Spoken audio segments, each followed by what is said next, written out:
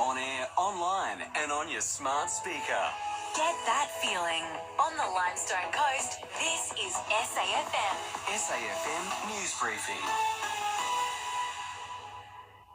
Hi, it's Flake here with your news briefing. Victoria's recorded its highest daily COVID figure of the pandemic. There's been 1,438 local infections there overnight and 5 deaths. It's believed a third of the new cases are linked back to gatherings during the AFL Grand Final long weekend. The state's Premier Dan Andrews has brought forward the intervals between Pfizer shots as a result. We will, in state clinics, reduce the interval for Pfizer from 6 weeks to 3 weeks. There's been another 941 new locally acquired cases and half a dozen deaths reported in New South Wales, while a bunch of regional locations there have had lockdowns extended until October 11. In some good news, the return of school in New South Wales has been moved forward a week.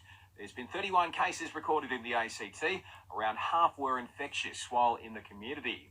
6 new COVID cases have been recorded in Queensland overnight, 4 of which are linked to that aviation cluster. The state's Premier, Anastasia Palaszczuk, says restrictions around home gatherings, hospitality, large venues and more will return in a bunch of locales this afternoon as a result. These new restrictions commencing from 4 p.m. today for 2 weeks will apply to Brisbane, Gold Coast, Moreton Bay, Logan and Townsville and Palm Island, because we had that pilot that flew into Townsville. And Canberra's talking up its budget bottom line after a bit of a bounce back. It's been revealed the deficit has come in $26 billion lower than forecast back in May. However, the effects of the lockdowns across the country are expected to undo this. Get personalised hair loss treatment in 5 minutes delivered to your door. Clinically proven treatment for men and women. 1 pill taken daily. Thehairypill.com.au.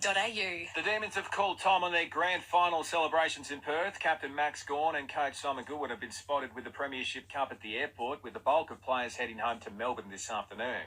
The Swans have made a bunch of re-signings. Braden Campbell spent a 3-year extension, while Colin O'Riordan and Callum Sinclair are on deck for next season. And Tom Lynch is reportedly heading to the Kangas as a development coach. The former Adelaide forward hasn't ruled out lacing up the boots there if needed to, possibly in the VFL. Buying or selling rural or residential properties? Miller, One and John. This is SAFM weather. The rest of Thursday for the Limestone coast, cloudy conditions with plenty of showers about, reaching a top of 17 degrees, dropping back down to 11 tonight. On Friday, showers and a top of 17. And for radio, podcasts, music and news, download the free Listener app.